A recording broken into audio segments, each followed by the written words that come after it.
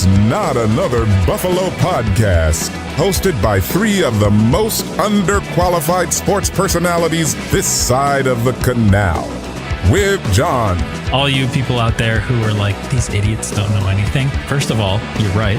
And second of all, Pat. I'm just a dad talking in a closet, but I'm just saying. And Brando. We have this trust built on whatever it is, like Bibles and gold bricks and whatever Brandon Bean's drinking over there.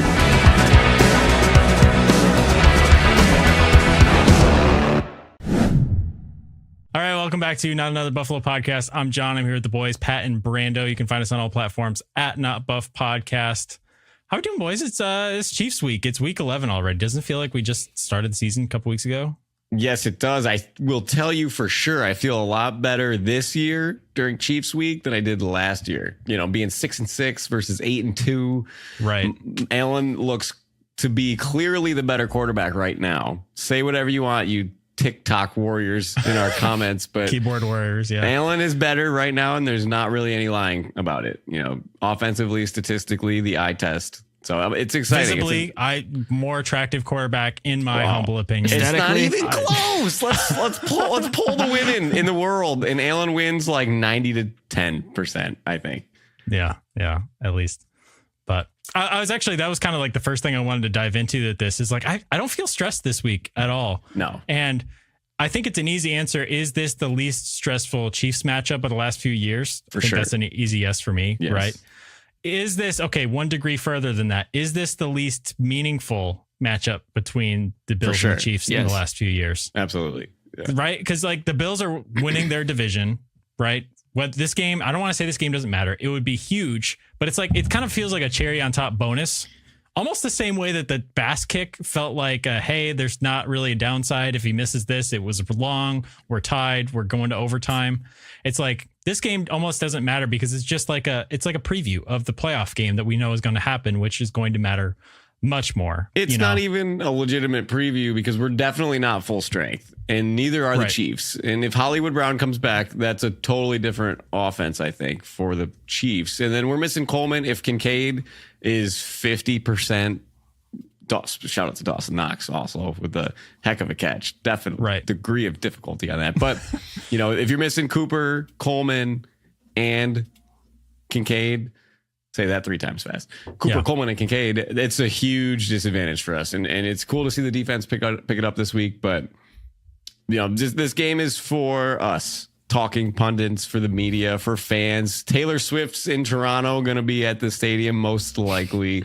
NFL, say whatever Brandon, you want. Are you going to be working there at the stadium watching them sneak her in a refrigerator or something like that? I told you I saw it last time, right? She was in the big SUV. They drive it in. Like, it was right in front of me. She got out. It's cool. Yeah. That's funny. So, but did you also, see this? I was going to say, before we get too far into this, I just want to say this episode is brought to you guys by Small City Realty. If you're looking to buy, sell, or manage property in Western New York, our guy, Zach Korzelius, you can call him at 585-409-1088 or contact him at Zachary@smallcityrealestate.com. I'll have that in the show notes.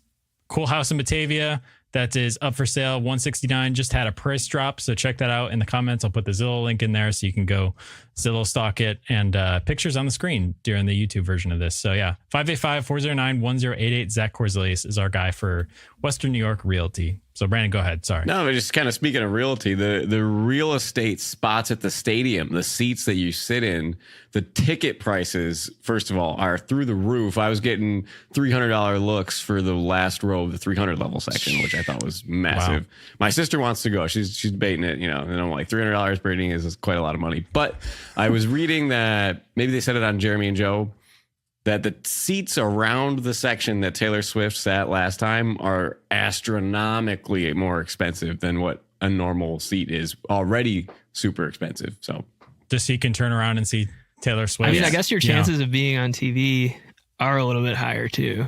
So yeah, I was gonna say that last row, you're right. We need to plant people in those seats that we want aired on TV next to Taylor Swift. You know, like I'll just hold a big sign of our logo. Right, just stand right in front of me. Not another Buffalo podcast. That'd be Brandon, you're fired. Oh, you know. It's okay. Well, speaking of unsung heroes out there, in preparation of Chiefs Week, I thought I'd ask you guys. It's kind of a trick question. We'll see if, without looking, do you know who the leading receiver was for the Chiefs last week? Oh, wait. No. Okay, sorry. Brandon, all right, Pat, I thought I had the same exact trivia. I wrote down a very similar thing because I was looking through the Bills' schedule last year, and on ESPN, you can see the leading rusher, receiver.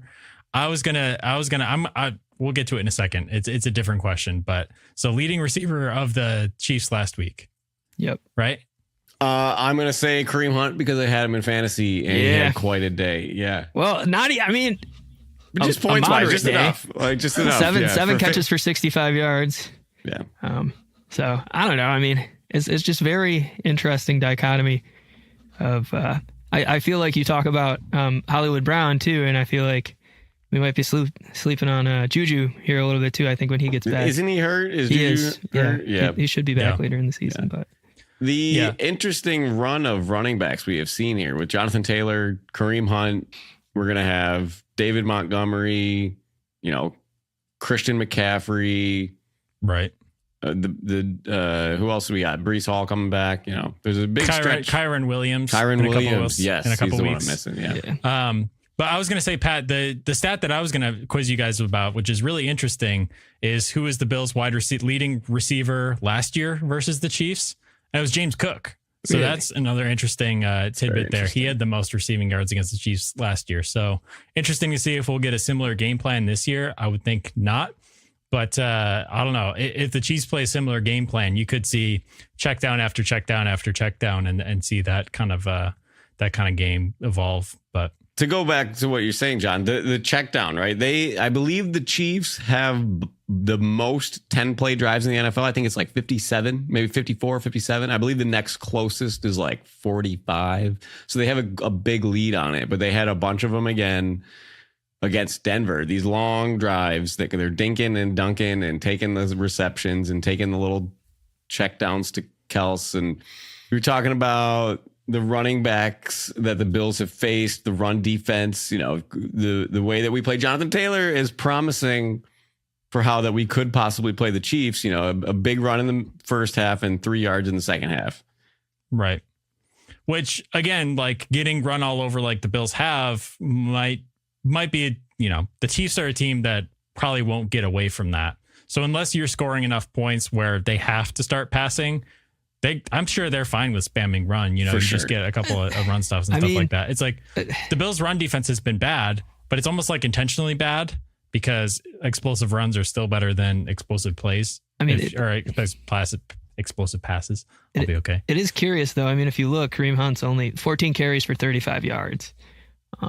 I think they this past week. Yeah, I think they only rushed for 35 plus 20, 55 plus 3, under 60 yards rushing last week. So, and that Denver defense is pretty good to give them credit, despite what they looked like against the Ravens, which I think everyone gets run over by the Ravens these days. But that Denver defense is nothing to, wave your nose at. And I know it's been talked about to death already this week, but I almost expected at this point, watching that Denver kick and Kansas City winning another way again. Yeah. It's like we made the reel 2.5 weeks ago. What will it take for the Chiefs to lose a game? Apparently not a 35-yard game-winning field goal. Blah. Like that was not enough. Yeah. But that's just like I expected at this point. And I almost expect it. I don't want to be cynical. I almost expect it for this next coming week a little bit with the Bills. Like to me, I just want to pre-frame it in my head. A win is a bonus. A loss, you're fine. And I know that, Pat, I know you know this too, because I know you're the same as me with this. It's like you go into it with low stakes, and as soon as that first kick, as soon as the kickoff hits, you're like, this is everything. Yeah, exactly. It's like win or lose, do or die. Like those are the stakes. That's kind of how this season was a little bit too, where we're going in, we're like, guys, it's going to be okay. Low expectations. And as soon as they win the first couple games, it's best start ever. Boom, we're on. Like it's Super Bowl or bust, baby. Yeah. And the disappointment is the same when they lose. But we tried to get it in last week and we didn't really get to it. So I think this is a good time. But we were talking about how our expectations compare to last year and also how our expectations compare to the start of the season this year. 8-2. I didn't even realize until it came out this week, kind of, people were talking about it, that this is the best start that the Bills have had since 1993. I didn't realize in any of Allen's seasons the best they were was 7-2. I don't know if that was 2020, and then they went 7-3 after that or something like that. So obviously, I don't think none of us predicted that they would be at this point at this part of the season, right? Even the most optimistic. I don't know. Yeah. I don't know. Somebody thought that Curtis Samuel was going to be. I don't know who that was. I don't know. Jesus Christ reincarnated. But all he needed was 40 yards a game, like he just got on Sunday, and he would have got it. And the Bills just are like, boop, brain fart. What is this guy? Get him the water bottles. I think the turf toe had something to do with it too. Yeah, well, you could say that. Whatever you say, whatever excuse you want, I'm buying it. I don't care if it's the sun coming through Jerry Jones' stadium in Dallas is affecting him in Buffalo. Something's going on. So. Right. How funny is that though? Jerry Jones builds a multi-billion-dollar stadium and decides to point it a different way than the rest of the stadiums in the NFL. That you think they would have thought about it a little bit. And now that somebody had the audacity to suggest curtains, and Jerry's like, well, like fires back at him and is like throwing Mike McDaniel or throwing Mike McCarthy under the bus in the process. Like, talk about a disaster. Be coachable, Jerry Jones. Come on. Your players are begging for it. It clearly cost you on the field. Are you watching the game? Right. I had this question too. Do you think that, I mean, I think I know the answer to this, but do you think that other franchises fans were laughing as hard at us during the drought as we are right now at the Jets and the Cowboys? For sure. Because the Bills were always mediocre, but they were never like that much of a joke. Because the Bills never entered seasons with sky high expectations like that, right? Like what's the most hyped up a preseason had been? Like J.P. Lossman, Lee Evans, T.O. I mean, I guess there's that. That's a good question, John. And I think the time that it changed, and this is like a turning point in my life, as it is for all Buffalonians, is watching the game on New Year's freaking Eve. Jay Ajayi getting a 60-yard run with 10 men on the field with Rex Ryan as coach, losing to the Dolphins in overtime the day Tyrod finally breaks the 300-yard passing drought that lived as long as the drought did. And we lose the game. Ryan gets fired. The ping pong tables get taken out of the locker room. McDermott comes back. They bench Tyrod because he's got the guaranteed money. And that game was miserable because Ryan Tannehill was hurt. If I remember, Matt Moore was playing quarterback. We lost to the Dolphins backup. Right. I think you might be right. I think which is up there with losing to the 1-15 Raiders, or 2-14 Raiders rather. Those two moments, right? I mean, you don't expect Kyle Orton to drag you to the playoffs, but that league that year just kind of fell that way. But I think that time when the Bills lost that game, they were laughing stock in the NFL. Yeah. But I'm going to enjoy the Cowboys and the Jets, two of the franchise. I mean, I don't really have anything against the Jets as an entire franchise, but as soon as Aaron Rodgers showed up there and started running his show, I reserve every right to make fun of every single aspect of that organization. We should have beef with the Jets. We are the beasts of the East. They are the... give me something about planes crashing that's not offensive. I mean, like if you want to... Good luck with that. I mean, if you want to be like super cynical... since 1970, you know how many times the Jets have won the AFC East? Less than the Colts. I was going to say, less than the Indianapolis Colts. A laughable amount. Yeah. 2 times. That's hilarious. Mark Sanchez, baby. Well, I was going to say, one of those, they went to the AFC Championship. Yeah, as a wild card, though. As a wild card, yeah. That's hilarious. What were the 2 years that they won in there? Bill Belichick is the defensive coordinator in 1998, and then I guess they won it in 2002 as well. 2 maybe. Yeah. That's so funny. The New York Jets in their 1 year of Bill Belichick. So just when you feel bad, just remember that the Jets have won it twice in the past 50 years. So. And there is hope that the Sabres break the drought before the Jets do, because I think the Jets are in a long haul here and the Sabres seem close. They both have the longest active droughts tied for playoffs in sports history. I don't know if I see the Sabres getting it this year, so it's all going to depend on who can rebuild faster. Sabres update: Tage Thompson's hurt.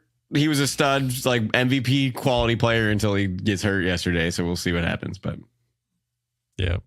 I have kept myself away from emotionally investing in the Sabres this year. unfortunately. Emotionally and financially. I'm not paying for a ticket at all. I went to a game, first game. By now, I'm usually at like 3, but I did go to the game on Saturday. It was cool to see him win. Tage Thompson scored another highlight reel goal, but now we lost again. So I have this I want to share with you guys talking about, emotional investment. You know how we talk about the emotional hedge on this show, betting against the Bills, just in case they lose. I haven't done that in a while, but I found, I think, the best example of the emotional hedge that I have ever seen. A Broncos fan, when the Chiefs were lining up when the Broncos were lining up for the game-winning field goal, put $100 on the Kansas City money line at plus 1,200. Wow. So he turned his $100 into $1,300 while watching his team lose in a miserable fashion. So, ladies and gentlemen, hilarious. That is probably the best emotional hedge that I've seen. Of course, like DraftKings shared it, but you gotta love it. You gotta love it. That's a baller move. Yes, it is. But yes, it is. All right, so you want to look at Buffalo's next 4 games. Not to peek too far ahead, but Brandon, you brought this up in the group chat. Yes. They've got the Chiefs, then they've got the bye week, which comes at a good time. They're probably going to need to get healthy after this. Then they host the 49ers, then they go on the road for the Rams and the Lions after that. So 4 games, Chiefs, 49ers, Rams, Lions. What's an acceptable record out of that stretch? 2-2. Yeah, 2-2. I mean, I would say 1-3 if we beat the Chiefs up here.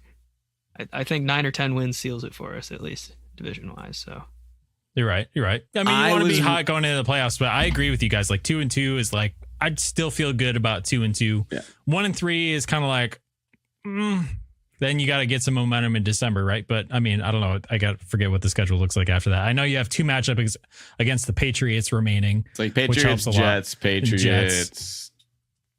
I don't know. There's one. It's good. And that Rams team did not look good last night. No, really, they look terrible. Right. Yeah. Right. Even with Puka Nacua and Cooper Kupp back in the lineup as well. So Miami played out of their minds on defense. It was kind of weird. But if you take a look at the Dolphins' schedule, I want to say if the Bills win this week and the Dolphins lose, it sets up almost a clinching scenario by Thanksgiving. I think there might be. I heard the clinching scenario was week 11, which again, I guess that might not be the case anymore since the Dolphins won versus the Rams. So maybe it might be another week after that. Well, before December, December 1st, you clinch. Give me a clinch on the 49ers night. Give me the t-shirt, and I can wear it to the Christmas party with the division champion t-shirt. That'd be pretty good.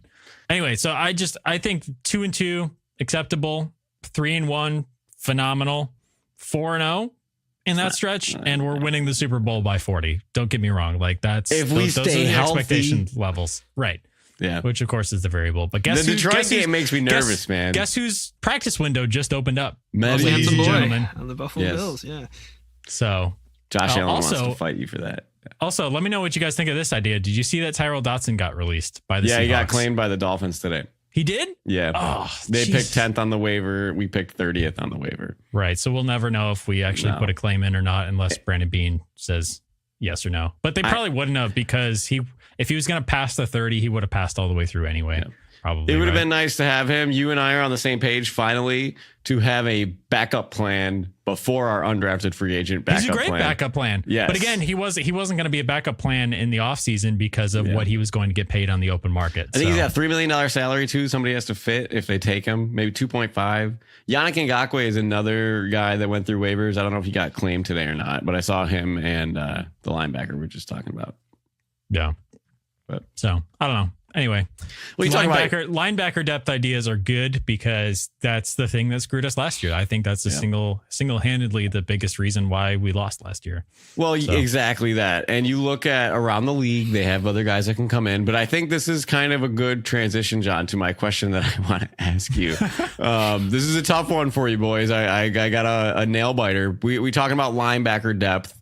We're talking about corner depth. We're talking about the Bills defense as a whole playing well this week. But my hard question for you guys, who is your most valuable player, your favorite player, most important to the Bills defense this year? If you have to pick one of the 3, Terrell Bernard, Taron Johnson, or Christian Benford, and why?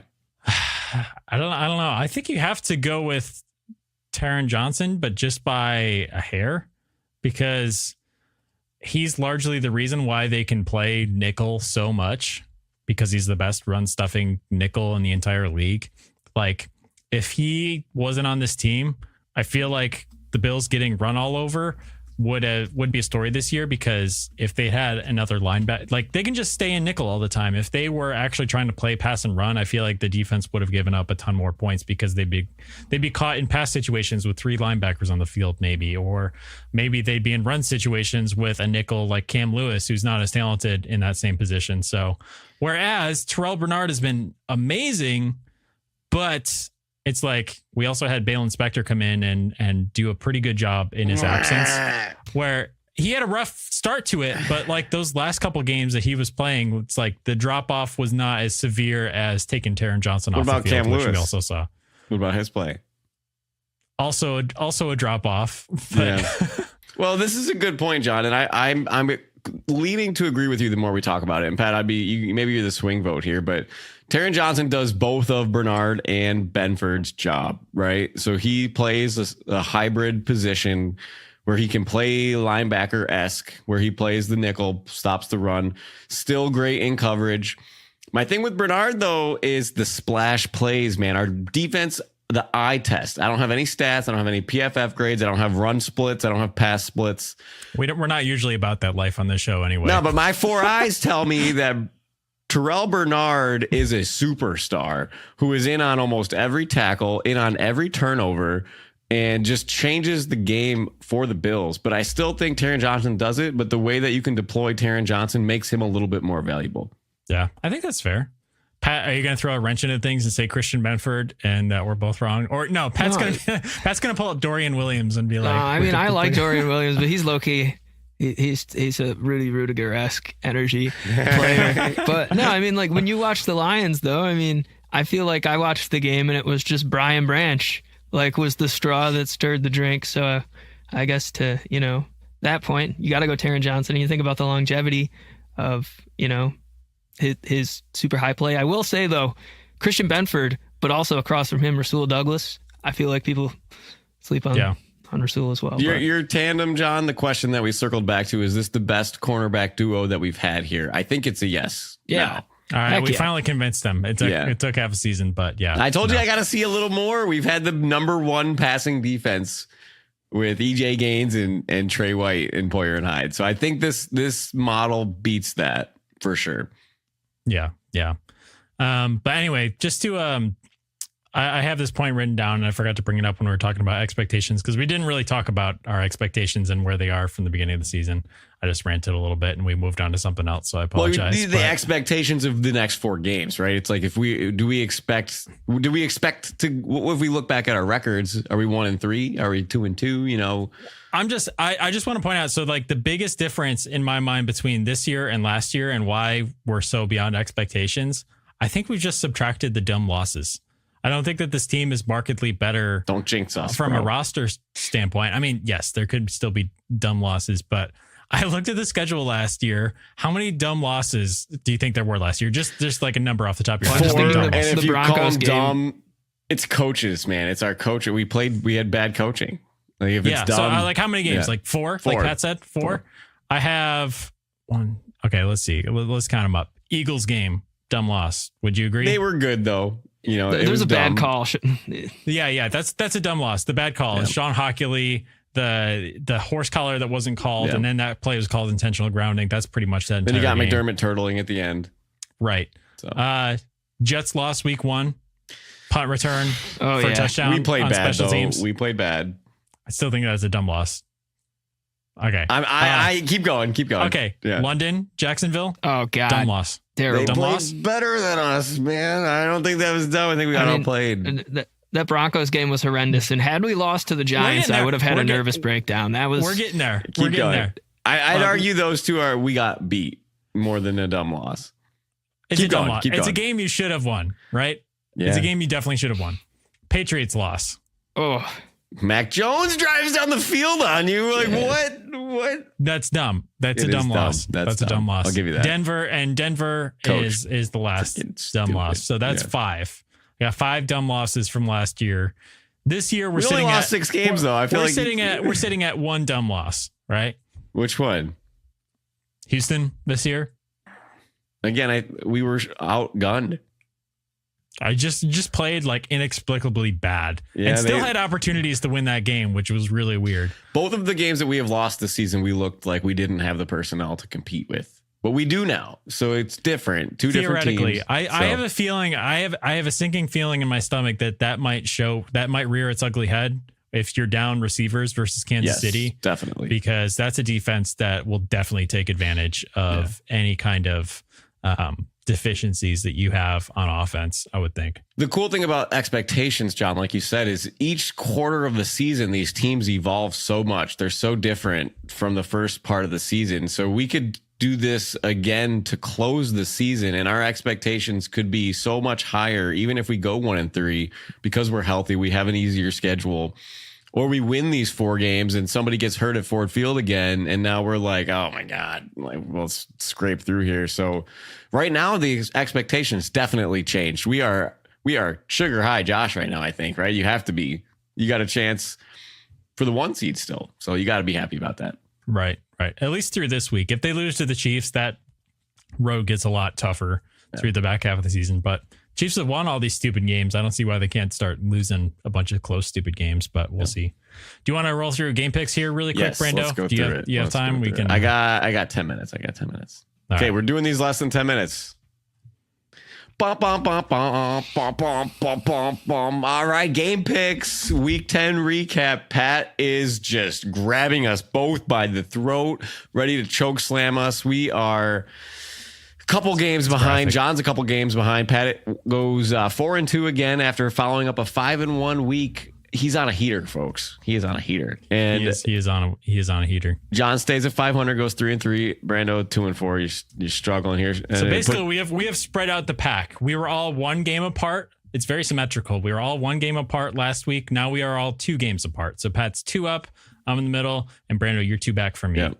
So still all above 500 for you betting pundits keeping track. So I think I scored our records at 99 and 81 for the season so far. I think that's pretty good if you're a professional bettor. Maybe you check us out or whatever. But anyways. Yeah. Okay. So Pat, we got to do Pat's hit rate here. Okay. Brando, you roll off the first game. I'm going to do some math here really quick. First game for this season, for this week, right? Week 11. Yep. Okay. We have an AFC North battle.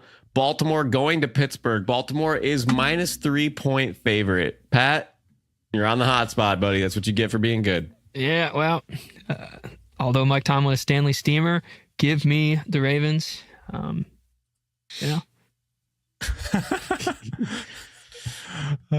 I have 2 words for you, and they are TJ Watt. And TJ is 1 word because it is initials. I'm going to take the points. Debatable. Give me the Steelers here at home. All right. I think the spread is kind of small. I know it's a divisional matchup, and these AFC North matchups usually are low scoring and goofy and physical. And I just always remember that AB hit where remember that guy from the Bengals? Perfect. Yeah. Thank you. That's what I think of as AFC North matchups. But I just think Baltimore wins 7 out of 10 here, so I'm gonna go with them -3. They might win 7, but tonight is our night. Mike Tomlin in the locker room before the game. So, all right. Now we are going to go to the lowly New York Jets. They are hosting the Indianapolis Colts. Now, somehow the Jets are 4-point favorites here. Aaron Rodgers is also in his 40s, and he's looking like he's in his 40s. Because of that, I'm going to take the points in the Colts. Joe Flacco starting again. Maybe they pull the trigger on Anthony Richardson if he struggles, but give me Jonathan Taylor to run on them, and Aaron Rodgers is old. Yeah, I was going to say Jonathan Taylor versus the Jets run defense, which has become a little bit of a liability. I'll take points here and Indianapolis for sure. Yeah. I can't believe the Jets are still laying points. I mean, it's not like they're injured. They're just bad. And I'd be surprised if they didn't continue to be bad. So, but Pat, what do you think? That was a cold Giddy up, cowboy. Giddy up. Yeah. Yes. All right. I don't want to call this the game of the week because Bills Chiefs is like the game of the year, but this is Jameis Winston revenge story. The Browns are going to New Orleans to take on the riddled with injury Saints as underdogs. Give me the Winston underdog point to get the win in this game. Brando, when you started with that intro game of the week, I thought you were looking at the wrong game. I was about to roll you back again, but no. Give me New Orleans. I don't know. I just they look good last week. They're doing the new coach thing. But the second game is always the letdown. I always think it always is the letdown. Cleveland's had their letdown, after getting Jameis Winston. So I don't know. I'm just going to go Saints. I don't know about this one. I mean, could you imagine being so thin on players that you pick up MVS, who is just chilling, probably at Jim's Steakout on Route 5 in Buffalo for a majority of his Bills, tenure, and then he just goes and has three. He had like three catches for 120 yards and 2 touchdowns. So, give me the Browns. Insane stat line. Everyone's picking up MVS on waivers in fantasy tonight, and I don't know if that's a great idea. So, not me. All right, we're going to a cross-conference matchup. Atlanta is flying to Denver, to the Mile High City. Can birds fly in Mile High air? That's a good question. Not for us, but the Broncos are -2.5 here. I think we have an interesting line, Pat. I'm going to put you back on the hot seat because you're winning. You got to go first. Well, I know that Bo knows that the Broncos are going to win, so... and cover. All right, give me the Dirty Birds for this one. They lost a weird divisional matchup last week. I don't know about Denver. Their defense, they went toe to toe with the Chiefs. I get it, but he reminds me of the young Josh. I'll say it. Special this year, though. That's true. No, the young Josh is in our division. His name's Drake May, but we won't talk about him right now. I'm taking the Birds too. I think the Broncos. That is a locker room killer of a loss last week, right? If you're an O lineman, do you show up? Do you just call it? I mean, what do you do? If you're the left guard, the offensive lineman. If you're the left guard that got pancaked. Oh, come on. If we're talking position groups that quit first on their team, are we starting with the O line? Never. I think if they quit first, then they just make everyone else's life terrible. So that's the ultimate position to quit when it's going to hurt everyone else behind you.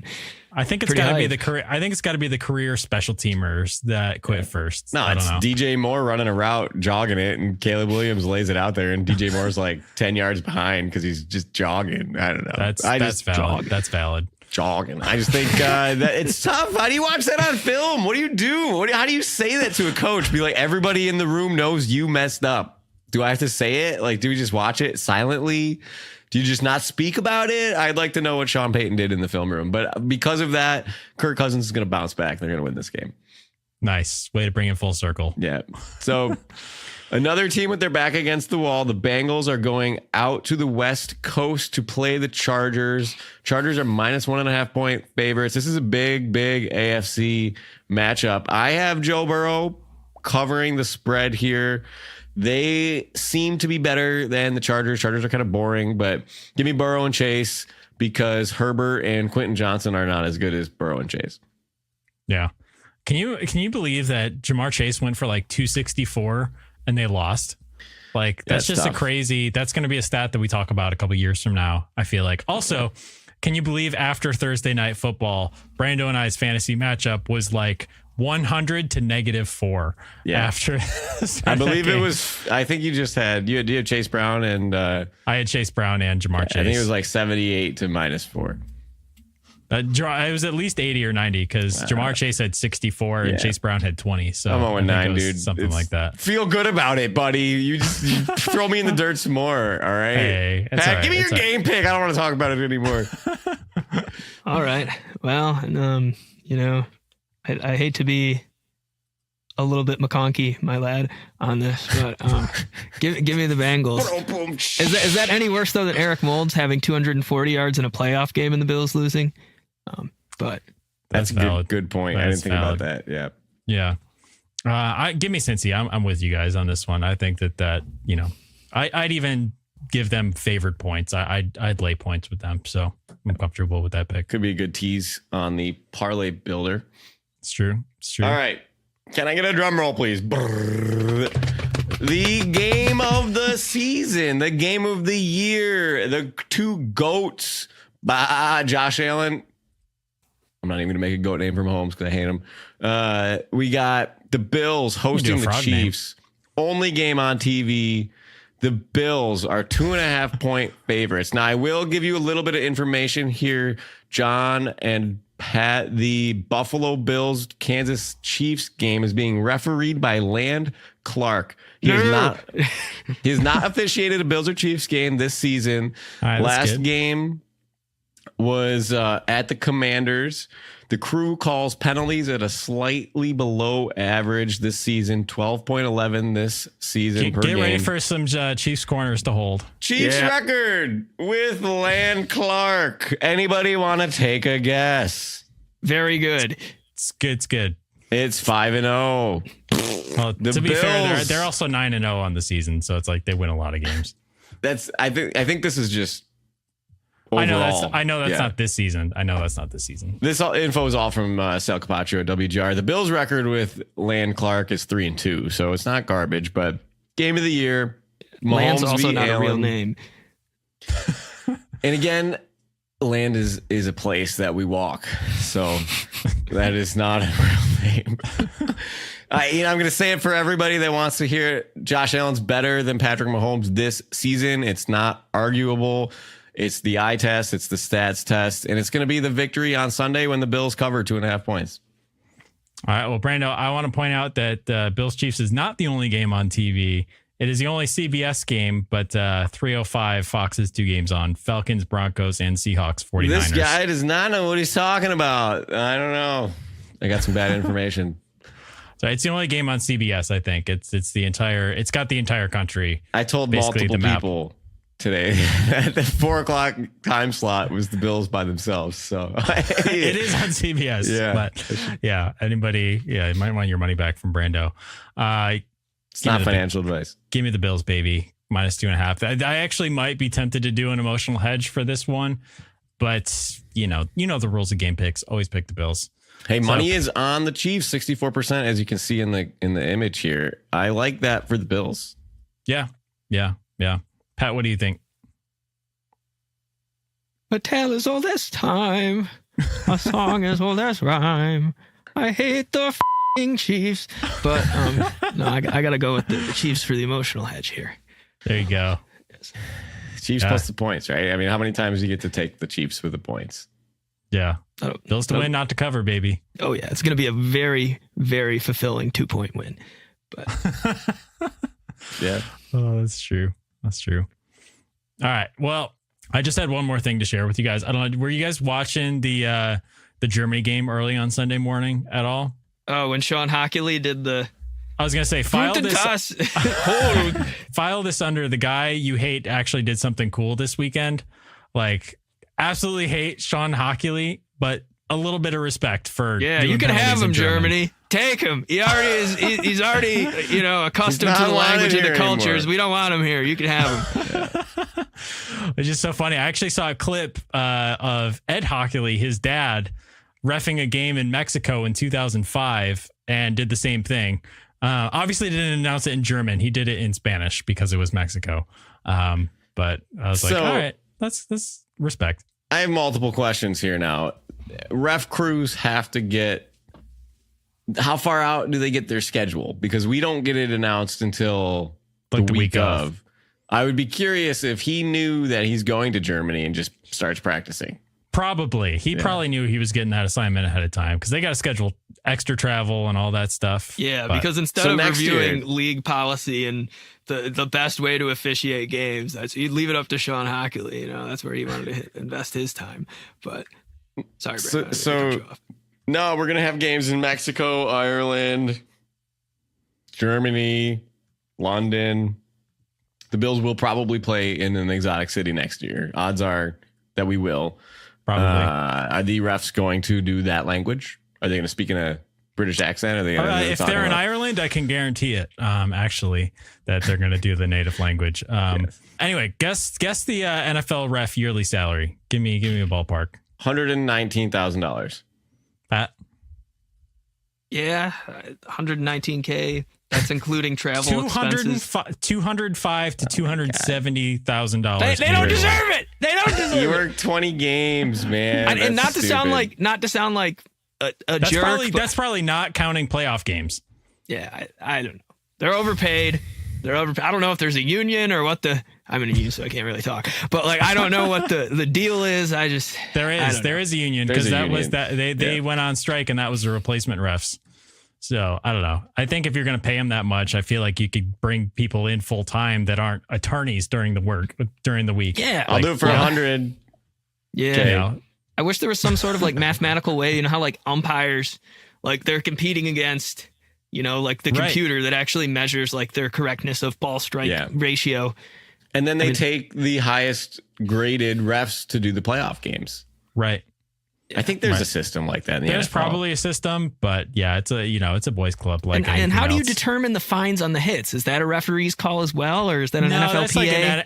I think that's NFL player safety and the PA together kind of do that, or maybe it's just NFL player safety and then they're opposed by the NFLPA, which represents all the players. But I have a question for you.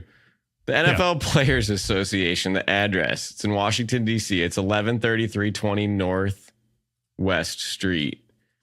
You're in there Are you doxing Tuesday. the NFLPA right now? No, I want to know what's the break room talk. You come in on Tuesday morning. What's the work week? Tuesday through Saturday? I think if we played our cards right, we could probably get former NFLPA president and Esquire JT Treader on the show.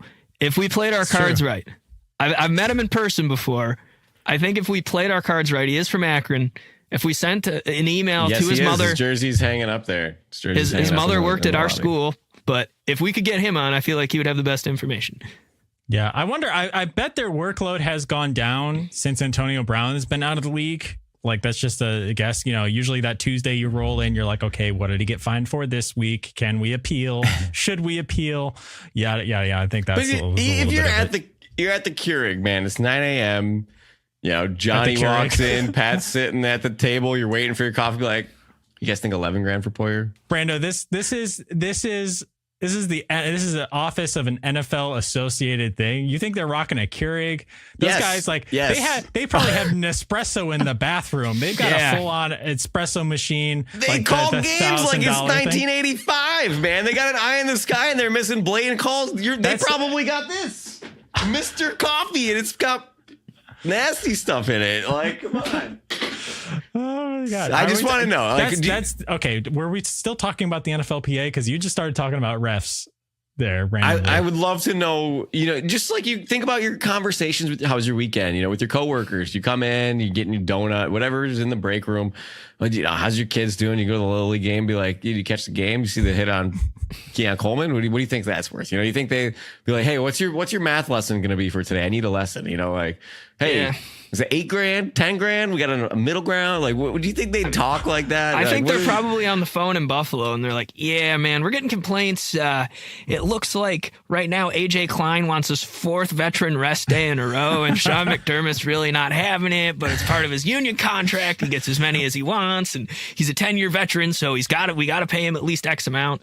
I feel like that's what it is. Or they're take that expectation, like lower it down to like trailer park meth lab levels, and that's the NHL player safety office. I think that's where that's getting operated out of.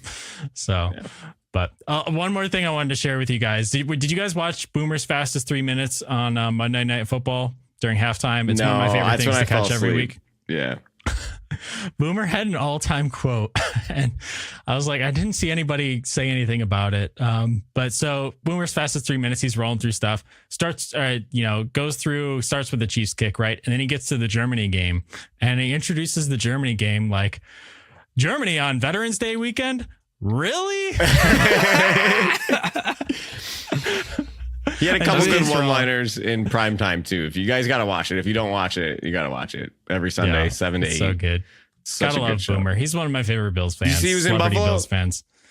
How recently? Like last week. He took a bunch of pictures with Allen and McDermott and nice. Yeah.